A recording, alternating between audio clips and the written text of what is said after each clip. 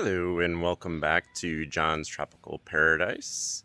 I'm just going to be outlining a little bit of how I manage my system and what types of plants that I grow in order to help feed the other plants.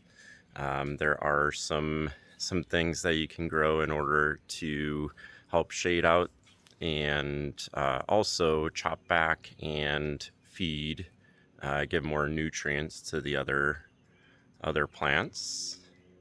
Not everything has to be edible, but there are some things that you can put in the ground in order to help out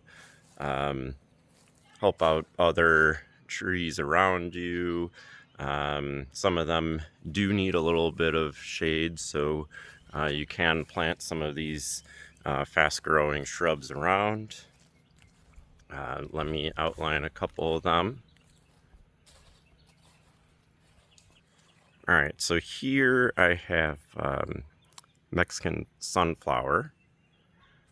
I like to grow these right next to the plants that I'm going to be feeding. I also have Fakahatchee Grass. Now this I use to go over the Mexican sunflower. So what I'll do is I'll chop back this Mexican sunflower right here, and then I'll lay it down, and then I'll put the Fakahatchee grass over it to help cover it. Now what I've heard is that you want to have these break down slowly over time, and then if you keep them exposed, then they'll dry out pretty quickly, and you might not get as many nutrients for it. You can also chop these into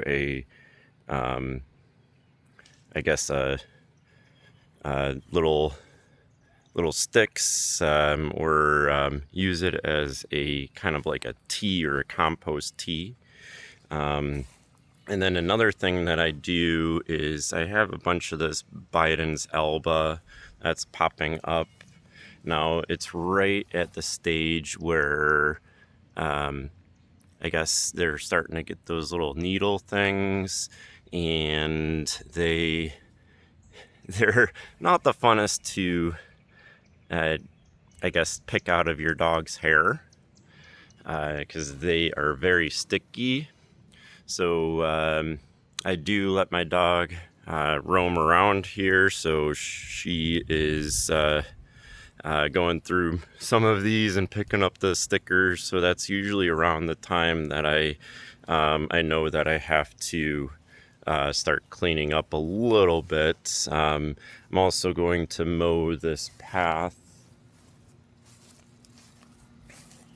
and then I'll show you what I do with my with all my grass cuttings. Through the gate here.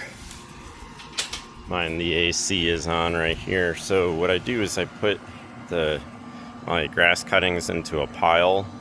I do mow some of my lawn. I don't have as much grass as I used to. Obviously my entire backyard is full plants, so it eliminated that part. But what I'll do is I'll put all the grass into a pile, and I'll also take any food or scraps that I have and put it in there. These are some of those old cacao pods. Gotta bury them a little bit, but what I'll be doing is putting more grass here, and then what I'll do is I'll turn it every couple days, and then it'll start to turn into some really nice compost.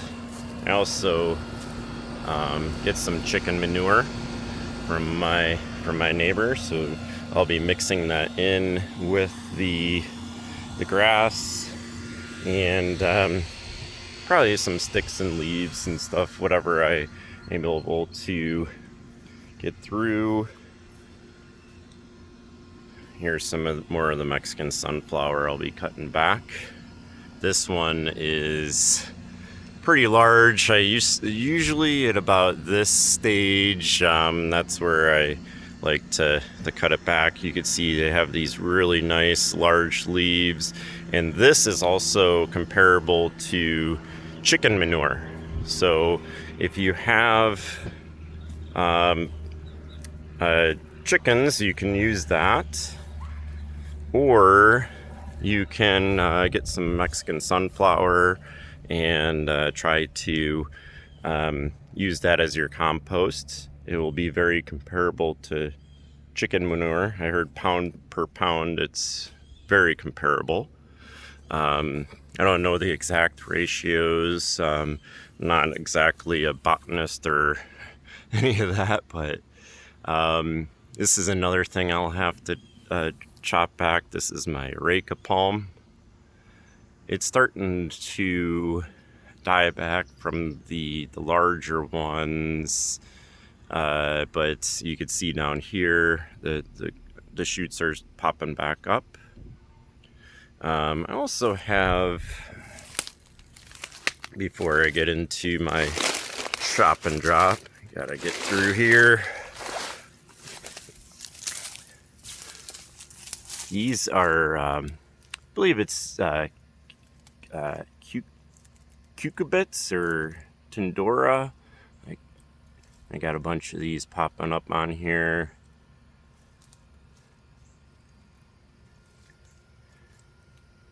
But yeah, so I'll be doing a little bit of chop and drop, getting some of these Spanish needles.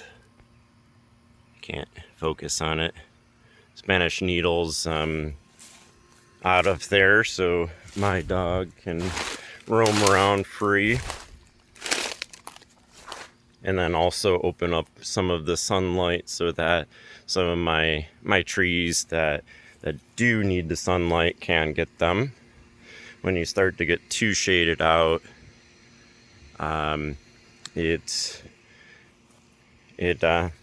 can start to not be too great for some things. Like they do need some sunlight in order to flower. So yeah, this is the before of the chop and drop. Also got to cut back some of these. These are my queen palms.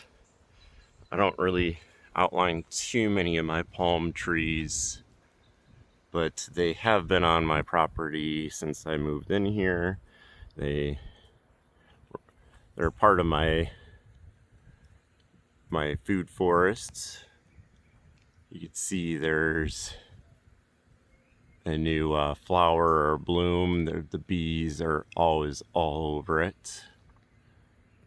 I don't really chop them or cut the palms off, but once they start to get to about here, then I'll cut it off. They'll sit there for quite a long time, and then they'll fall off on their own. Like these, like they're pretty close to falling off, but sometimes they'll just sit there or they'll get caught up on stuff, and then I just like to remove them, and then I'll just lay them down here. Everything that I do have, all these palm trees right here, I do use in my system, so I just throw it, lay it down, maybe chop it up a little bit,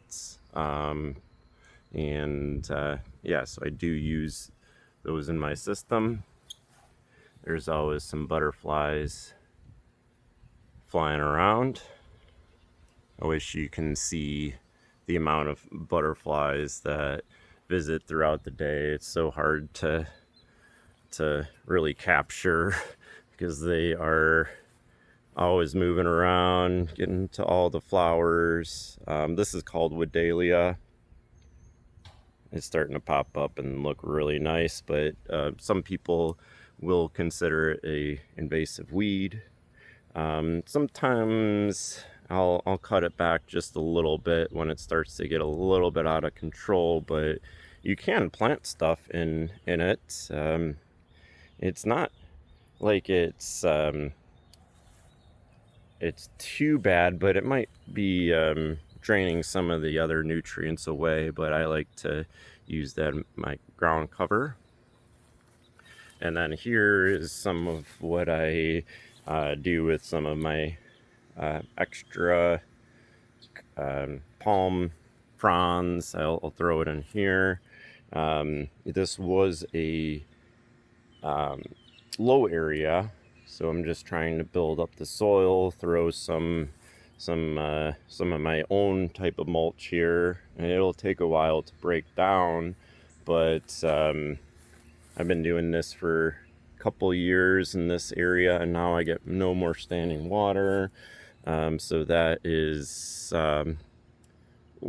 one of my proudest moments, is getting rid of all the standing water in my backyard. When I first moved in, it used to have a pond right in this area, and I used to see thousands and thousands of tadpoles.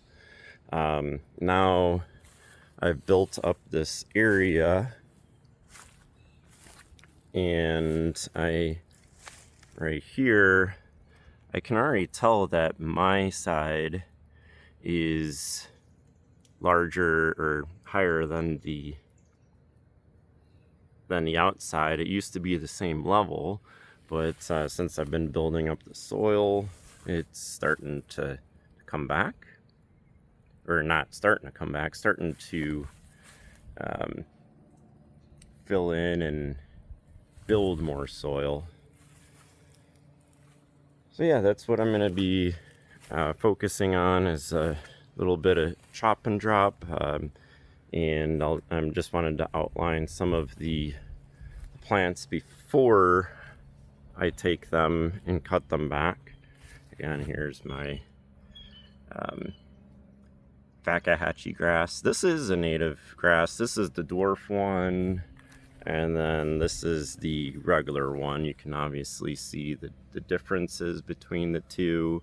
I'm going to also split this up and kind of make it better edge line right here. I did have a Annona right here. This was a prolific, but it did not want to come back after the freeze, and it's not even coming back from the roots either. So sometimes I think that's just a bad root system, not something necessarily wrong with the prolific, because it was growing pretty nice until the freeze, and then I just think some of them are not in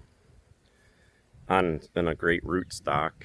And then here is another one at a dream Atemoya, and it's no longer living.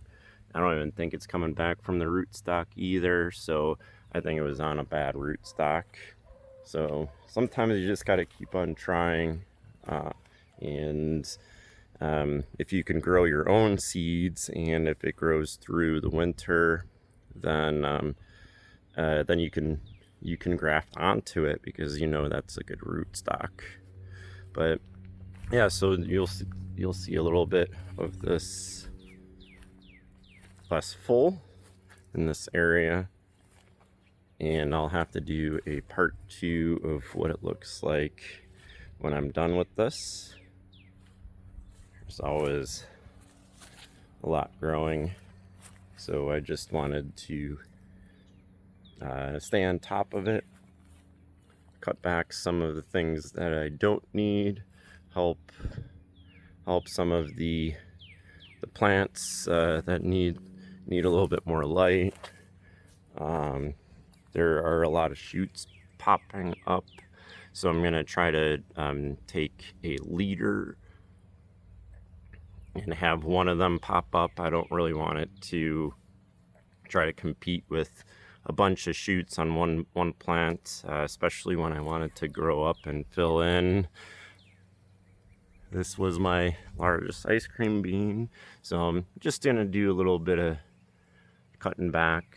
Flowers are filling in really nicely, but once they get past this stage, they'll start to seed and then get in my dog's hair. So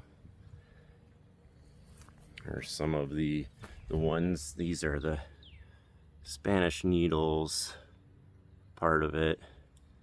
They are very sticky, and then the entire clump will just catch on you. If you have some longer pants on, they will just stick right on you. So they're not the funnest to deal with, but not the worst. But yeah, so the next video we will be able to see what it looks like, especially over here. This is going to be the most noticeable part. You'll be able to see what it looks like without all of this, and then on the other side I'm going to have to take back some of that, like the Rake palms and then the other Mexican sunflowers. So yeah, so follow along, and I'll be sharing part 2 of this, what it looks like after the fact. And if you like more of this content, be sure to like and subscribe, of course. And you can definitely give me any comments of if you see anything, or if you have any questions. I'll definitely be happy to answer.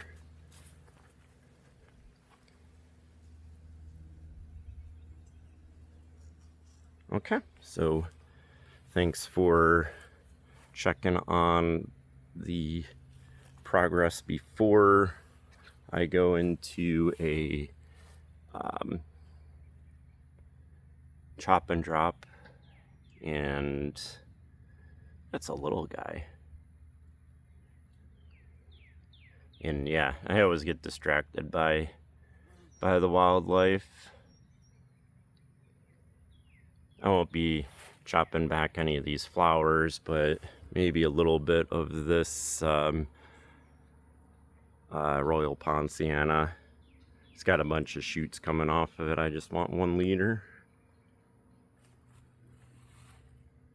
Well, yeah, thanks for joining along, and you have a great day. Thanks. Bye-bye.